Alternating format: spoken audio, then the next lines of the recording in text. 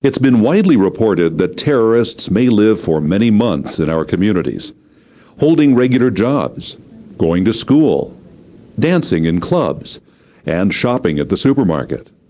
The biggest mistake we can make is to stereotype the terrorist. Be suspicious.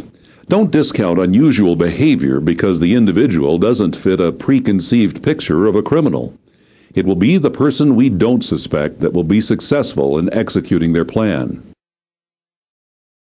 What type of people might pose the most significant threat to transportation security? While the most likely terrorist threats are external, the unsuspected attacker could be a disgruntled employee, angry with his or her supervisor or job, or the government. He or she may often feel persecuted and sometimes make overt threats of violence. Any threat should be taken seriously. In January 2001, a 37-year-old truck driver, angry with his personal life, his job, and the governor of California, drove his tractor-trailer rig at over 70 miles an hour through Sacramento, crashing into the state capitol building. The diesel fuel tanks exploded in a huge fireball. The driver was killed in the crash that was only feet from where the state assembly was in session. While external threats are most significant, we've learned in the past that terrorists can be patient and may infiltrate legitimate businesses. Often they've worked for months or years in a job to obtain a position of trust they can use to their advantage. Part-time and temporary employees might also have access to hazardous materials and use their position to carry out acts of sabotage or theft. Let's try another question. Look closely. Which of these bills of lading is a forgery? B is the correct answer, but even trained eyes would have a difficult time telling the original from this copy. It is estimated that $12 to $30 billion worth of cargo is stolen every year in the United States alone, often with the use of phony documentation. A perfect copy can be made with the use of scanners and color printers, technology that has become commonplace. A driver's license, certifications, passports, and other types of personal identification can also be forged.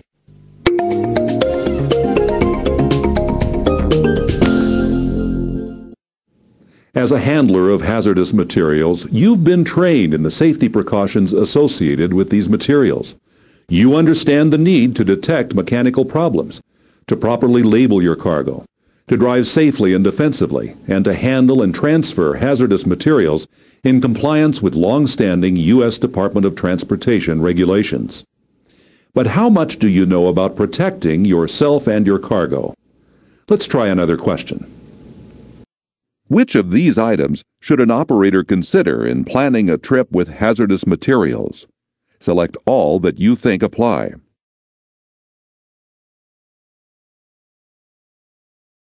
All of these items should be considered when you plan the route of your delivery.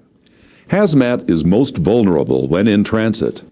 Take the shortest route whenever possible, avoiding routes that take you through high population areas, and avoid routes through tunnels and across bridges. Select rest stops that are well lit and allow you to have a meal and maintain visual contact with your vehicle.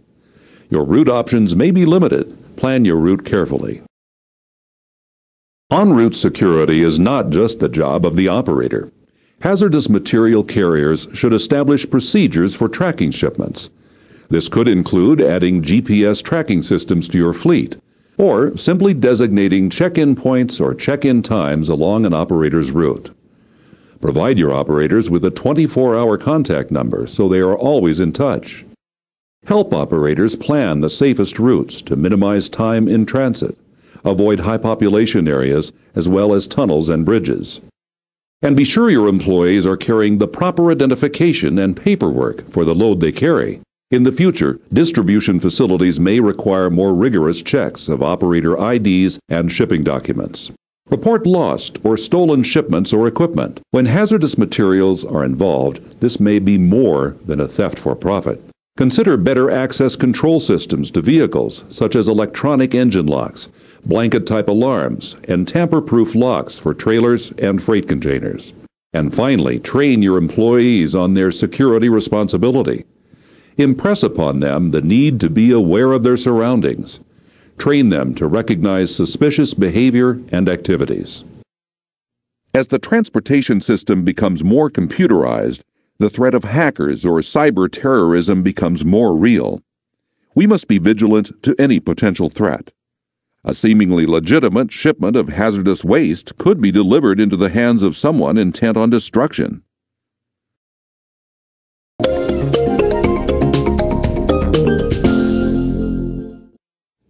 Up to this point in the program, we have looked at the potential security threats and some of the targets they're likely to focus on. Now, let's look at prevention, the things that you can do to thwart attacks. Here's another question. The first step in developing a security program is... These are all things that should be a part of any good prevention program, but the first step should be to find and assess your vulnerabilities. A vulnerability assessment will help you identify and prioritize likely targets and may save you from expending resources where the likelihood of a terrorist or other attack is remote. Shippers, distributors, and hazardous material producers should immediately conduct an assessment of their vulnerabilities. A vulnerability assessment tool and a facility security checklist are included in this CD-ROM's library. We recommend that these tools be used as guidance to find what areas of your facility or procedures are potential targets for terrorist acts and what can be done to better protect them. As terrorist activities tend to occur in groups, security should be heightened if any new attacks begin. Security measures should also be increased when the United States begins military action in foreign countries, or when government officials declare a heightened state of alert.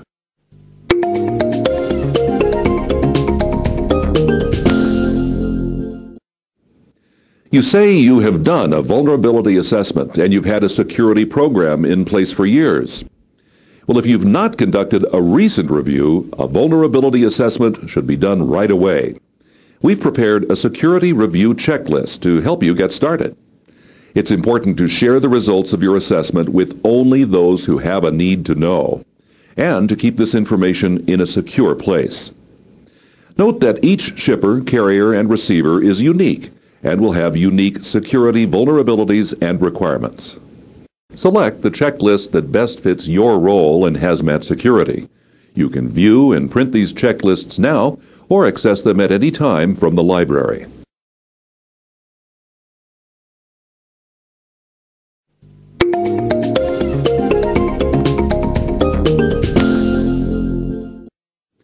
A key component of an effective security program is responsible hiring practices. A careful employee background check and verification of information provided on an employment application is an effective deterrent to the insider threat. Large companies may have internal resources to conduct pre-employment background checks. Smaller companies can use the service of companies that specialize in providing background information, or they may conduct their own research using Internet information. Here is your next question. Which of the following should be considered when conducting a background check? Click on all of the answers that you think are correct. All of these things should be considered or checked when conducting a background check. Here are some guidelines that you can use when conducting an employee background check. Look for unexplained gaps in employment. Look for frequent job changes. Check prior employment references. Check on all names used by the applicant. Verify their present and prior residence information. Check their personal references. Verify their licenses and professional accreditations. Check for any known criminal convictions. Conduct interviews with potential employees. Use the interview to appraise personality, character, motivation, honesty, integrity, and reliability. A checklist for conducting a background check is included in the library section of the program.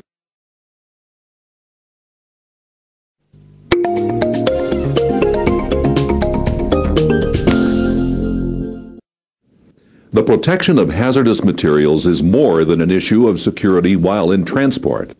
Shipping yards, modal transfer points, warehouses, and receiving facilities must be part of the effort to stop unauthorized access to potentially lethal materials.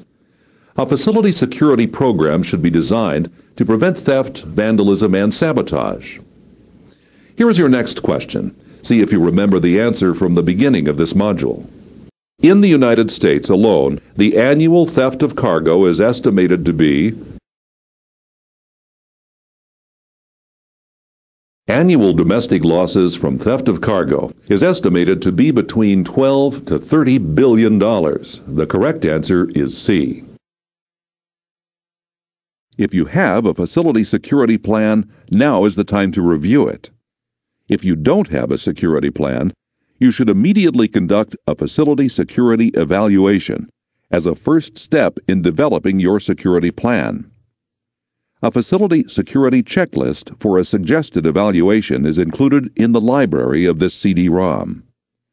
This evaluation should cover the following factors: nature of the area surrounding the facility, nature and quantity of hazardous materials present at the facility, physical barriers to entry, means of detecting intrusion attempts, history of unauthorized entries, and regulatory requirements. In addition to conducting an assessment and review of your security plan, shippers, distributors, and producers can use these recommended industry guidelines to help ensure the security of hazardous material at their facilities.